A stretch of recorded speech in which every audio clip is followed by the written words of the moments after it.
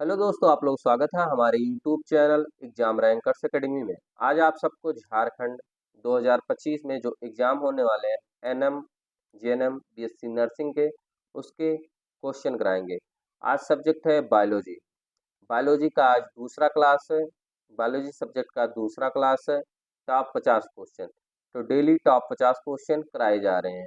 Class number 1 हो चुका है, जो कि आप प्ले लिस्ट में जाके देख सकते हैं या आई बटन पे या साइड में भी देख सकते हैं। क्लास नंबर 1, तो आप लोगों को जीव विज्ञान के डेली 50 क्वेश्चन कराए जाएंगे।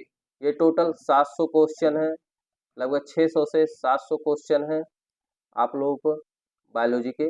जो 600 से 700 क्वेश्चन है, लेकिन डेली सिर्फ 50 क्वेश्चन कराए जाएंगे। तो ये क्लास डेली होगी। ऐसे फिजिक्स, ऐसे केमिस्ट्री, सभी के क्लास चल रही हैं, तो आप लोग प्लेलिस्ट में जाके देख सकते हैं। यह सभी एग्जामों के लिए इम्पॉर्टेंट है, किसी भी स्टेट के एनएम जेएनएम के लिए। तो चलिए शुरू कर दें। ये पेपर से पहले जरूर देख लीजिएगा। क्वेश्चन नंबर 1 है, जीव विज्ञान और उनके पर्यावरण के बीच की बातचीत का अध्ययन क्या कहलाता है। जिसको इंग्लिश में देखना हो इंग्लिश में पढ़ सकता है, जिसको हिंदी में पढ़ना हो हिंदी में पढ़ सकता है। जीव विज्ञान और उनके पर्यावरण के बीच की बातचीत का अध्ययन क्या कहलाता है। Biology, ecology, geology, metrology. क्या कहलाता है? तो इकोलॉजी जो होता है, वो जीवित जीवों और उनके पर्यावरण के बीच की बातचीत के अध्ययन को कहा जाता है इकोलॉजी, पारिस्थितिकी। अगला क्वेश्चन है, क्वेश्चन नंबर दूसरा है, निम्नलिखित में से कौन सा एक पारिस्थितिकी तंत्र का में एक प्राथमिक उत्पाद है। Primary producer in an ecosystem. शेर, हिरन, घास, मशरूम। तो जो घास होता है वो प्राथमिक उत्पाद है। अगला क्वेश्चन है, खास श्रृंखला। अभी 10 क्वेश्चन इन्वायरमेंट के पहले हैं, उसके बाद टॉपिक वाइज ऐसे 10-10 क्वेश्चन करके ऐड किए गए हैं। खास श्रृंखला क्या है? What is a food chain? तो खाद्य संबंधों का एक नेटवर्क, जीवों का एक क्रम जहाँ एक दूसरे को खाता है, सभी खाद्य वस्तुओं को एक सूची, भोजन के पहचान की प्रक्रिया। तो क्या होता है? कौन सा ऑप्शन सही हो जाएगा? तो जो खाद्य श्रृंखला होती है वो जीवों का एक क्रम जहाँ एक दूसरे को खाता है, तो हो जाएगा ऑप्शन बी सही। अगला क्वेश्चन है, ग्रीन हाउस प्रभाव के लिए मुख्य रूप से कौन सी गैस जिम्मेदार है। Oxygen, nitrogen, carbon dioxide, methane. तो ग्रीन हाउस का जो प्रभाव है वो किसके लिए जिम्मेदार है? Carbon dioxide. अगला क्वेश्चन है, वनों की कटाई से होता है, जो वनों की कटाई होती है उससे क्या होता है? बढ़ी हुई वर्षा, मृदा अपरदन, बढ़ी हुई क्षय विविधता, वैश्विक शीतलन। तो क्या होता है वनों की कटाई से? वनों की कटाई से बहुत नुकसान होता है, जैसे सॉइल इरोशन होता है, मृदा अपरदन। अगला क्वेश्चन है, वायुमंडल की वह परत जो हमें हानिकारक यूवी विकिरण से बचाती है वह है क्षोभमंडल, समताप मंडल, मेसोस्फेयर, थर्मोस्फेयर। तो क्या हो जाएगा? जो समताप मंडल है वो हानिकारक यूवी किरणों से बचाती है। अगला क्वेश्चन है, जैव विविधता क्या है? What is biodiversity? खाद्य वस्तुओं की विविधता, पृथ्वी पर जीवन की विविधता, जलवायु की विविधता, चट्टान संरचनाओं की विविधता। तो क्या हो जाएगा? जैव विविधता क्या है? जैव विविधता जो होता है वो पृथ्वी पर जीवन की विविधता। ऑप्शन बी सही हो जाएगा। अगला क्वेश्चन, निम्नलिखित में से कौन सा एक नवीनीकरण ऊर्जा स्रोत है? तो आप ये लोग ना समझिएगा, इन्वायरमेंट भी आप लोग के 1-2 क्वेश्चन पूछे जाते हैं।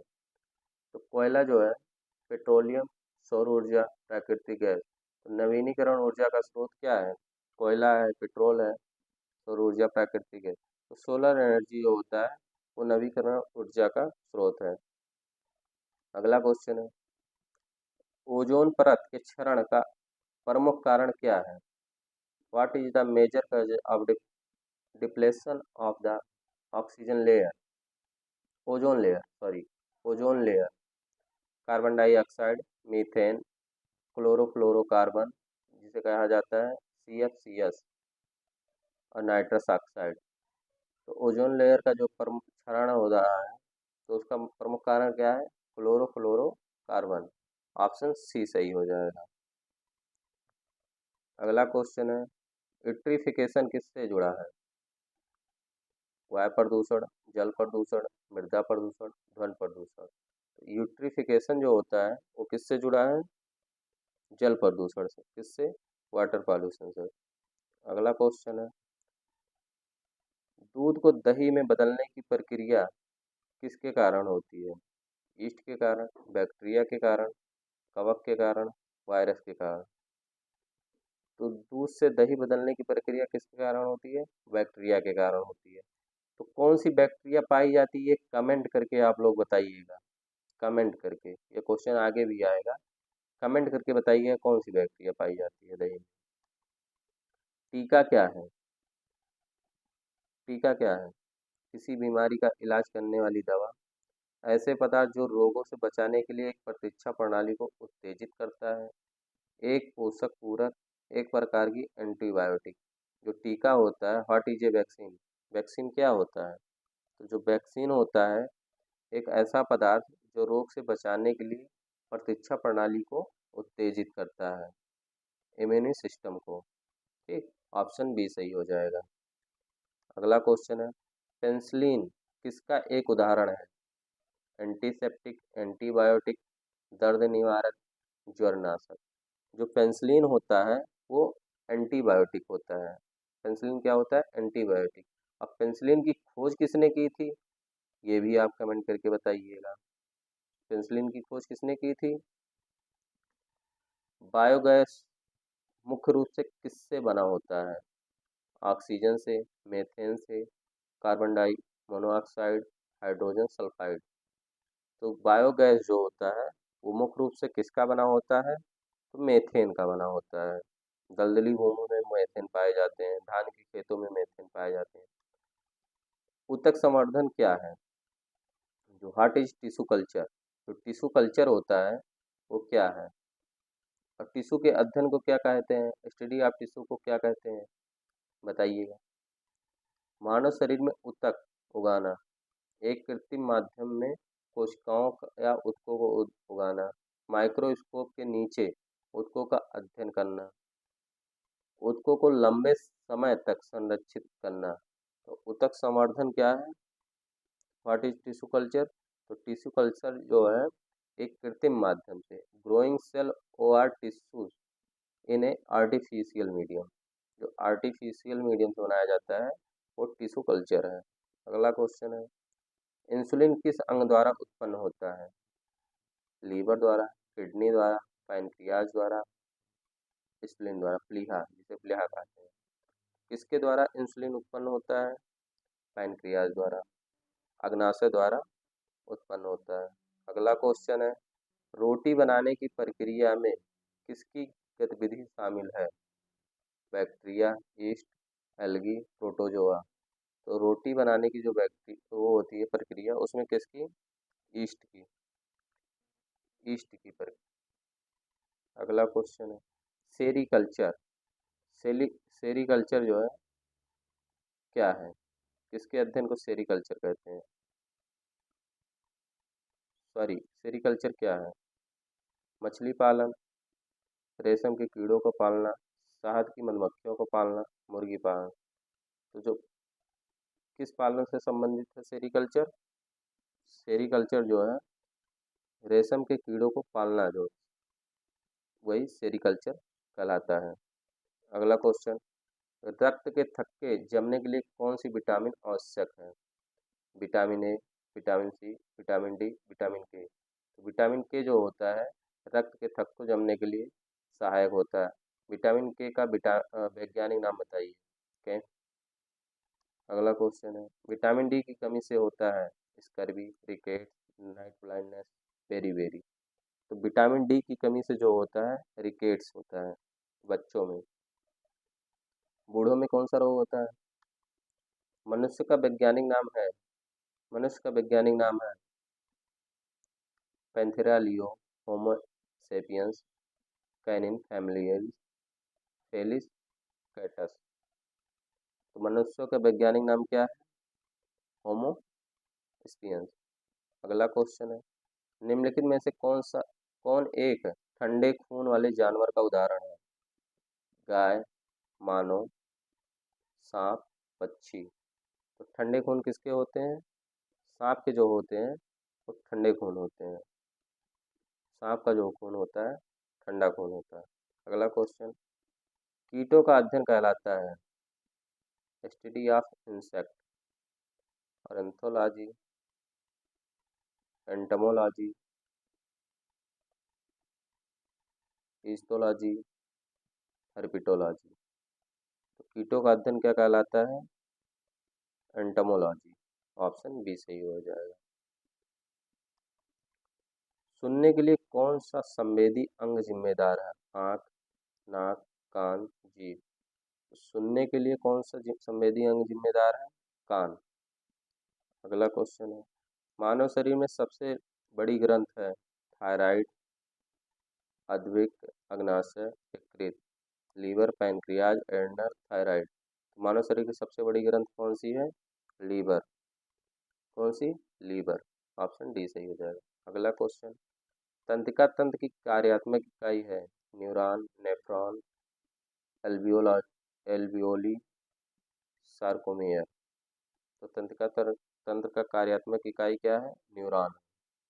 और क्या है? न्यूरॉन। ऑप्शन ए सही हो जाएगा। अगला क्वेश्चन है, आँख का कौन सा हिस्सा प्रकाश को केंद्रित करने के लिए जिम्मेदार है? Retina, cornea, lens, iris. तो आँख का जो हिस्सा होता है प्रकाश को केंद्रित करने के लिए कौन सा जिम्मेदार है? लेंस जो होता है। Option C. प्रकाश संश्लेषण पादप कोशिका के किस भाग में होता है? Photosynthesis occurs in which part of the cell? Plant cell? Mitochondria, chloroplast, nucleus, vacuole. तो प्रकाश संश्लेषण पादप में कौन सा होता है? क्लोरोप्लास्ट। ऑप्शन बी सही हो जाएगा। अगला क्वेश्चन, सार्वभौमिक दाता रक्त समूह कौन सा है? ए, बी, ए बी, ओ। कौन सा हो जाएगा? ओ हो जाएगा। अगला क्वेश्चन, फेफड़ों में गैस विनिमय की प्रक्रिया होती है? ब्रोंची, श्वास नली, अल्वियोली, डायाफ्राम। तो फेफड़ों में गैस विनिमय की प्रक्रिया जो होती है अल्वियोली होती है, जो गुच्छे टाइप के पाए जाते हैं। अगला क्वेश्चन है, ग्लाइकोलिसिस कोशिका के किस भाग में होता है? माइटोकॉन्ड्रिया, कोशिका द्रव, केंद्रक, अंतःद्रव्य जालिका, एंडोप्लाज्मिक रेटिकुलम। ग्लाइकोलिसिस कोशिका के किस भाग में होता है? तो जो ग्लाइकोलिसिस होता है वो साइटोप्लाज्म में होता है, कोशिका द्रव में होता है ग्लाइकोलिसिस। ऑप्शन बी सही हो जाएगा। अगला क्वेश्चन है, एक सामान्य मानव दैहिक कोशिका में गुणसूत्रों की कुल संख्या है? 23, 46, 48, 24। तो गुणसूत्रों की संख्या कुल कितनी है? कमेंट करके बताइएगा आप लोग, नहीं कमेंट मत करिए। तो गुणसूत्रों की कुल संख्या 46 है। कितनी? 46। कितने पेयर? 23 पेयर। अगला क्वेश्चन, रक्त के थक्का जमने के लिए कौन सा रक्त घटक जिम्मेदार है? Red blood cell, white blood cell, platelets, plasma. तो रक्त के थक्का जमने के लिए प्लेटलेट्स। ऑप्शन सी सही हो जाएगा। अगला क्वेश्चन, मानव शरीर की सबसे लंबी हड्डी है? मानव शरीर की सबसे लंबी हड्डी फीमर हो जाएगी, ये सब आपको पता है। फीमर जांग की हड्डी को कहते हैं फीमर। अंतःस्रावी तंत्र मास्टर ग्रंथ के रूप में किस ग्रंथ को जाना जाता है? थायराइड ग्रंथ, अद्विक ग्रंथ, पीयूष ग्रंथ, अग्नाशय। किस ग्रंथ को मास्टर ग्रंथ को जाना जाता है? पिट्यूटरी ग्लैंड, पीयूष ग्रंथ। अगला क्वेश्चन, रक्त कोशिकाओं के निर्माण की प्रक्रिया कहलाती है? Haemostasis, haematopoiesis, haemolysis, haemoglobin. तो रक्त कोशिकाओं के निर्माण के लिए जो होता है हेमेटोपोइसिस हेमेटोपोइसिस होता है। मस्तिष्क का कौन सा भाग स्मृति और सीखने के लिए जिम्मेदार है? Memory and learning. Which part of the brain is responsible for memory and learning? Cerebellum, medulla, hippocampus, brainstem। तो क्या हो जाएगा? हिपोकैम्पस जो है स्मृति और सीखने, मेमोरी और लर्निंग के लिए हिपोकैम्पस। अगला क्वेश्चन है, मूत्र के किस शर्करा की उपस्थिति मधुमेह का संकेत देती है? Fructose, lactose, glucose, sucrose. तो क्या संकेत देती है? ग्लूकोज। क्या? ग्लूकोज। ऑप्शन सी सही हो जाएगा। अगला क्वेश्चन है, गुर्दे की सबसे छोटी कार्यात्मक इकाई है? The smallest functional unit of kidney is nephron, neuron, alveolus, glomerulus. तो गुर्दे की सबसे छोटी कार्यात्मक इकाई क्या है? नेफ्रॉन। क्या है? नेफ्रॉन। ऑप्शन ए सही हो जाएगा। अगला क्वेश्चन है, रक्त और शरीर की कोशिकाओं के बीच गैस के आदान प्रदान की प्रक्रिया कहलाती है? बाहरी श्वसन, आंतरिक श्वसन, श्वसन, ventilation, external respiration, internal respiration, breathing, ventilation. तो क्या कहलाती है? Internal respiration. ऑप्शन बी सही हो जाएगा। चैनल पर अगर आप हमारे नए हैं एग्जाम रैंकर्स एकेडमी में, तो चैनल को सब्सक्राइब कर लीजिए, वीडियो को लाइक और शेयर करिए। फ्री पीडीएफ के लिए टेलीग्राम चैनल को ज्वाइन कर लीजिए। आपको यहाँ पे बायोलॉजी के 600 से 700 क्वेश्चन कराए जाएंगे और केमिस्ट्री के 600 से 700 क्वेश्चन और फिजिक्स के भी 600 से 700 क्वेश्चन। टोटल ऐसे 2000 प्लस क्वेश्चन आपको कराए जाएंगे, जिससे आपका पेपर आसानी से निकल जाए। अगला क्वेश्चन देखते हैं, निम्नलिखित में से कौन सा एक वसा में घुलनशील विटामिन है? Vitamin B, vitamin C, vitamin E, all of above. उपयुक्त सभी। तो कौन सा हो जाएगा? विटामिन, एक वसा में घुलनशील कौन सी विटामिन हो जाएगी? Vitamin E. अगला क्वेश्चन है, हड्डियों और दांतों का मुख्य घटक है? The main component of bones and teeth is calcium carbonate, calcium phosphate, sodium chloride, potassium iodide. तो क्या हो जाएगा? कैल्शियम फास्फेट जो होता है हड्डियों और दांतों का मुख्य घटक है। अगला question, which gland produce tears? कौन सी ग्रंथ आंसू पैदा करती है? जो आप लोग रोते हैं, आंसू जब निकलता है, वो कौन सी ग्रंथ पैदा करती है, मतलब प्रोड्यूस करती है? थायराइड ग्रंथ, अश्वग्रंथ, लार ग्रंथ, सीबीसेसिस ग्रंथ। तो कौन सी ग्रंथ हो जाएगी? Lacrimal gland. लैक्रिमल ग्लैंड जो होती है ये आंसू प्रोड्यूस करती है। कौन सी ग्लैंड? Lacrimal gland. लैक्रिमल। अगला क्वेश्चन, सपनों का अध्ययन कहलाता है? The study of dream is called. जैसे आप लोग सपना देख रहे हैं कि हमारा एनएम जेएनएम बीएससी नर्सिंग का पेपर निकल जाएगा, तो इस अध्ययन को क्या कहलाते हैं?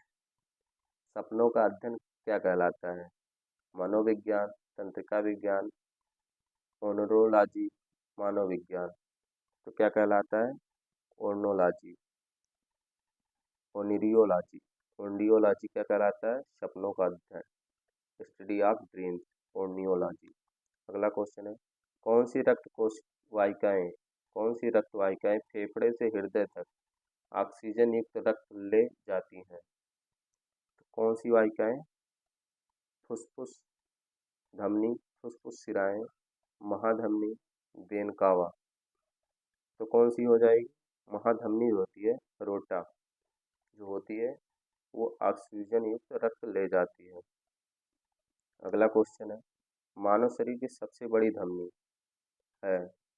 फुफ्फुस धमनी, कैरोटिड धमनी, महाधमनी, उरुधमनी। तो कौन सी हो जाएगी? महाधमनी।